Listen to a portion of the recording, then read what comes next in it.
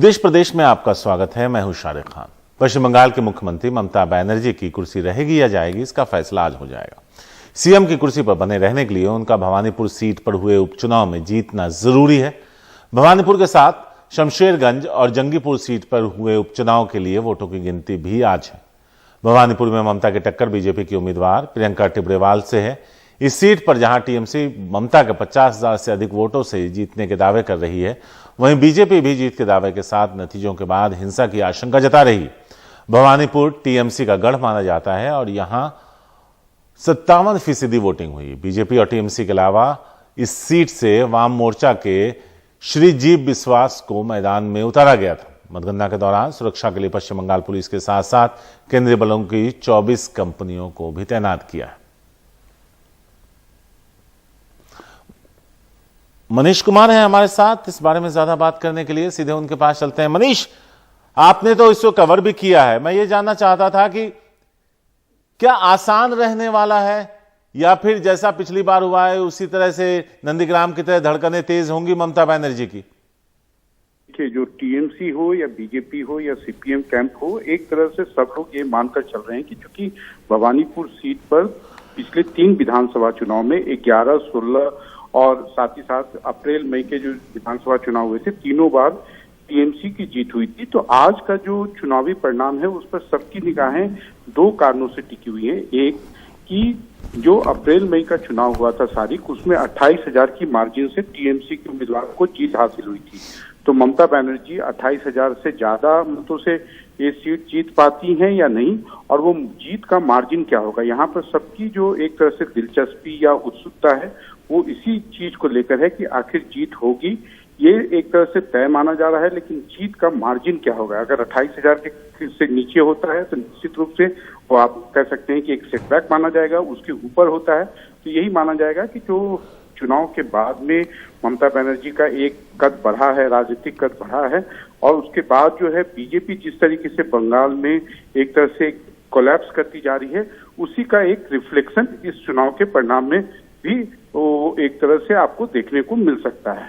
सारिक, शुक्रिया मनीष इस पूरी जानकारी के लिए। तो मनीष बता रहे हैं कि नजर इस बात पर रहेगी कि मार्जिन क्या होता है। जीत उनकी तय बताई जा रही है। 8 बजे से मतगणना शुरू होगी, 10 बजे तक रुझान आने शुरू हो जाएंगे।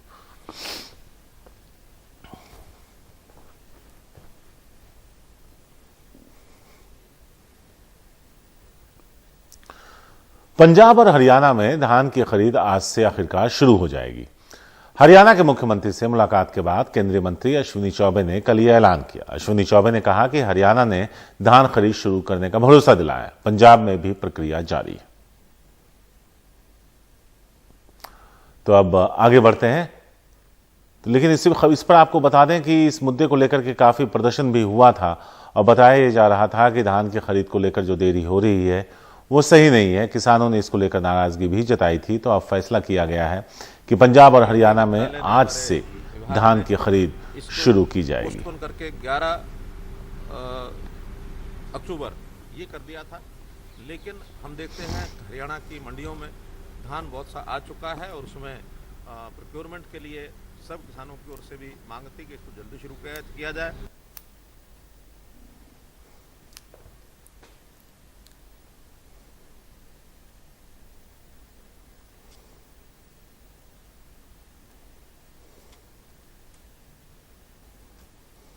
तो आप अश्विनी चौबे को देख रहे हैं जो केंद्रीय मंत्री हैं, मनोहर लाल खट्टर के साथ बैठे हैं और अभी यह ऐलान हुआ है कि आज से धान की खरीद की जाएगी। ऐसे में देरी को लेकर के एक नाराजगी थी और राज्य मांग कर रहे थे कि इस पर फैसला जल्द हो। अभी हरियाणा का प्रतिनिधिमंडल आया था और हरियाणा का जेन्युइन भी था। प्रोक्योरमेंट का हम लोगों ने पूरी तैयारी वहाँ रखा है, पहले से भी हमारी तैयारी थी और वहाँ पर पूरा सब लोगों की खरीद शुरू हो जाएगी।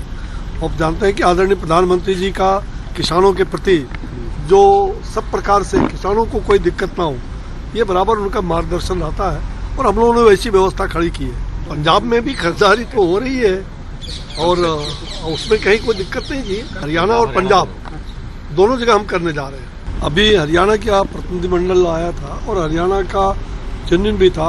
प्रोक्योरमेंट का हम लोगों ने पूरी तैयारी वहाँ रखा है, पहले से भी हमारी तैयारी थी और वहाँ पर पूरा सब लोगों की खरीदी शुरू हो जाएगी।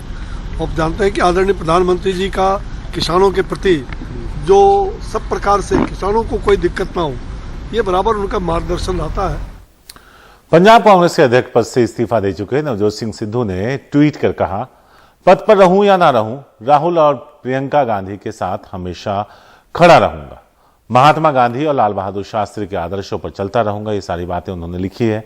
सभी नकारात्मक ताकतों को मुझे हराने की कोशिश कर लेने दो, लेकिन मैं हमेशा सकारात्मक रवैये से पंजाब और पंजाबियत की जीत के लिए काम करता रहूंगा। यह खबर भी हम आपको दिखाएंगे जो नवजोत सिंह सिद्धू ने अपने पद से इस्तीफा दिया है कई सारी मांगों को लेकर के, तो उस खबर पे भी हम आपको अपडेट करेंगे। अब फार्मर प्रोटेस्ट की बात करते हैं कि किस तरह से जो प्रदर्शन है वो लंबे वक्त से चलता चला जा रहा है। धान खरीद में देरी के मुद्दे पर गांधी जयंती के दिन किसानों ने पंजाब और हरियाणा में विधायकों, सांसदों और मंत्रियों का घेराव किया। इधर दिल्ली की तमाम सीमाओं पर बैठे किसानों ने गांधी जी को श्रद्धांजलि देने के लिए दिन भर उपवास किया। हमारे संवाददाता सौरभ शुक्ला की रिपोर्ट। ये तस्वीरें हरियाणा के करनाल जिले की हैं, जहां किसान मुख्यमंत्री मनोहर लाल खट्टर के आवास का घेराव करने पहुंचे। अनहोनी की आशंका देखते हुए प्रशासन ने पूरे इलाके में भारी पुलिस बल तैनात कर दिया। ऐसी ही तस्वीरें पंजाब और हरियाणा के अलग अलग शहरों में भी देखने को मिली। किसान अहिंसा पूर्वक अपने इलाके के विधायक और सांसदों के घरों के आगे धरना देते नजर आए। दरअसल पंजाब और हरियाणा में अब तक केंद्र सरकार ने धान की खरीद नहीं शुरू की है। केंद्र सरकार का कहना है कि बारिश को देखते हुए 11 अक्टूबर से धान की खरीद की जाएगी। वहीं किसानों का कहना है कि आज तक धान की खरीद में इतनी देरी कभी नहीं हुई। देखो किसानां दी मुश्किल समझो ते साडी जल्दी तो जल्दी हर एक चीज़ दा साडा मसला हल करो जी। बहुत देखो मुश्किल आई है जी आज की बारिश के कारण। पहले तो इन्होंने हमारे हरियाणा के अंदर 25 तारीख दी थी, उसके बाद 1 तारीख दी, 1 तारीख के बाद इन्होंने अब 11 तारीख दे दी है। अभी हमें 11 तारीख को भी इनके पर विश्वास नहीं है, अभी 11 तारीख को खरीद शुरू कर देंगे। जो सरकारी धान की खरीद सरकार जानबूझकर लेट कर रही है, 1 अक्टूबर की बजाय 11 अक्टूबर पर लेगी। और कल भी पूरे हरियाणा में प्रोटेस्ट हुए हैं। करनाल में भी मार्केट कमेटी दफ्तर का ताला मार के किसान बैठे रहे और सरकार की ओर से कोई इस पे कोई भी एक्शन नहीं लिया।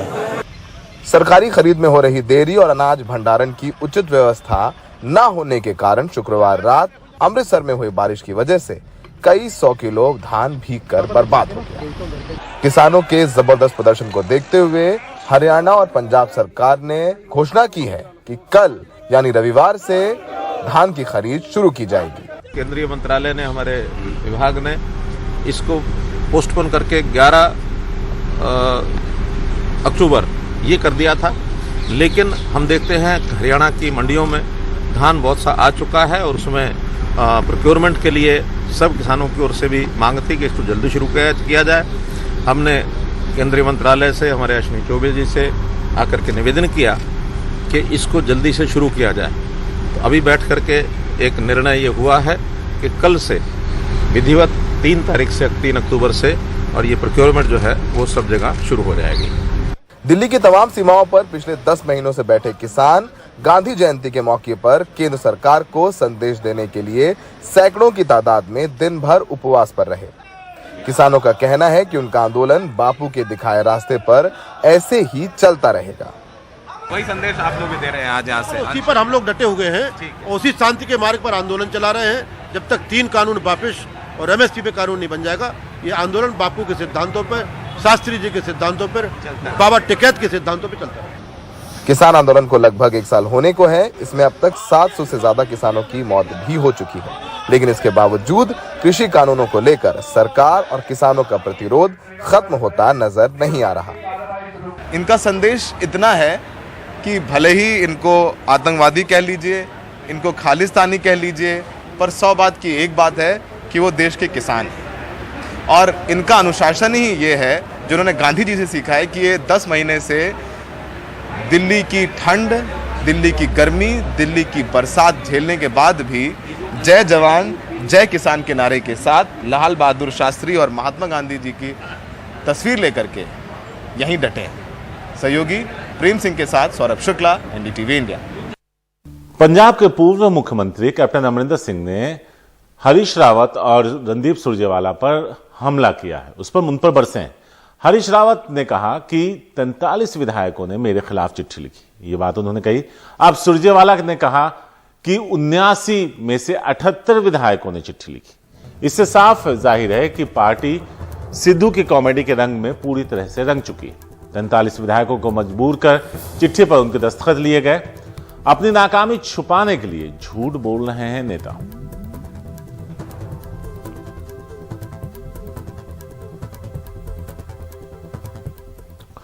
वहीं पंजाब कांग्रेस के अध्यक्ष पद से इस्तीफा दे चुके नवजोत सिंह सिद्धू ने ट्वीट कर कहा, पद पर रहूं या ना रहूं, राहुल और प्रियंका गांधी के साथ हमेशा खड़ा रहूंगा। महात्मा गांधी और लाल बहादुर शास्त्री के आदर्शों पर चलता रहूंगा। सभी नकारात्मक ताकतों को मुझे हराने की कोशिश कर लेने दो, लेकिन मैं हमेशा सकारात्मक रवैये से पंजाब और पंजाबियत की जीत के लिए काम करता रहूंगा।